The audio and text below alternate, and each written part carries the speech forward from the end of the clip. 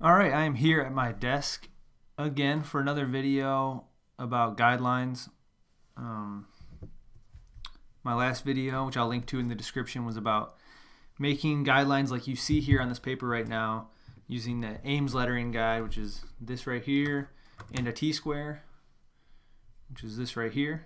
Like I said, video about that in the description, so check that out. Great tool for making guidelines like this with a pencil. And after you've made your guidelines, then you might want to add some slant lines. Depending on the script you're practicing, you're studying, the slant, the degree of slant will vary, of course. But whatever you're doing, there's pretty much every script, unless you're doing some really creative alternative scripts, you want a consistent slant in your writing. And it's really important because it just, if you have consistent slant, you can have bad letter forms, you can even have bad spacing and other elements, but the slant will give your writing, when somebody looks at a full page of your writing, if the slant is consistent, it will give it a great look, and they will think, maybe they won't be able to really read your writing, but they'll still think that it looks really nice. So highly recommend using slant lines when you practice and adding them to your paper by hand as well.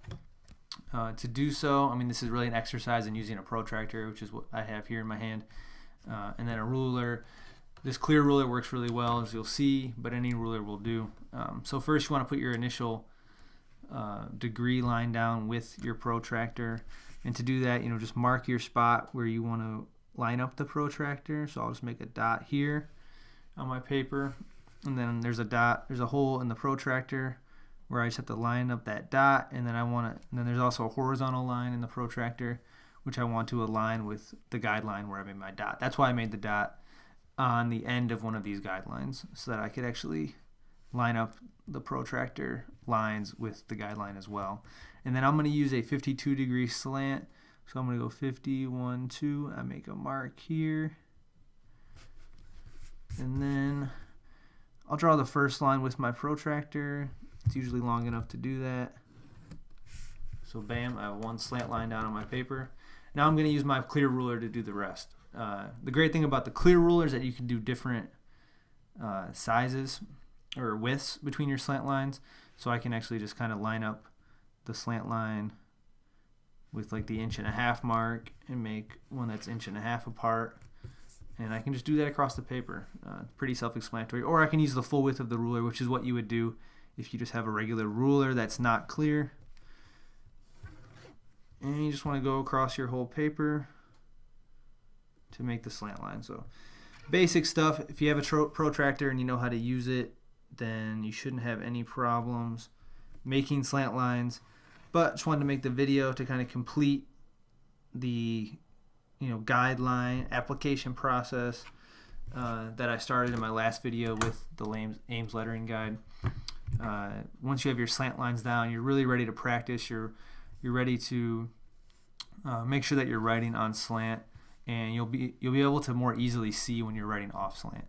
A little bonus tip: what I like to do is I don't like to always write with slant lines, because a lot of the times you won't have slant lines available when you're writing, because they're obviously not printed on regular paper, or for whatever reason you just don't have time to put the guidelines down. So what I do is I start practicing, I warm up with the slant lines. That gets me warmed up and realizing what slant I need to be writing on. And it gives me a little time to practice achieving that slant consistently. And then when I do the rest of my practice, when I go forward with my practice session, I will use paper that doesn't have slant lines on it. And then I will check my slant periodically. I'll get my protractor out and I'll draw some lines on some of my letters, and I'll say, all right, what's going on here with this letter? Is it on slant? Which is a great thing to check all the time. So I have another video about why it's important to write on slant and how to practice writing on slant, which you should check out. I'll link to that in the description as well. But that's it. Keep it relatively short today. Hard for me to do, but under 5 minutes is good. So thanks for watching. Thanks for checking out the channel. Subscribe if you want to get notifications when I post new videos. They're all about penmanship and handwriting, obviously. And definitely check me out on Instagram. I'm at Perfect Biscuits. And would love to see you follow me there and connect with you there. So thanks for watching.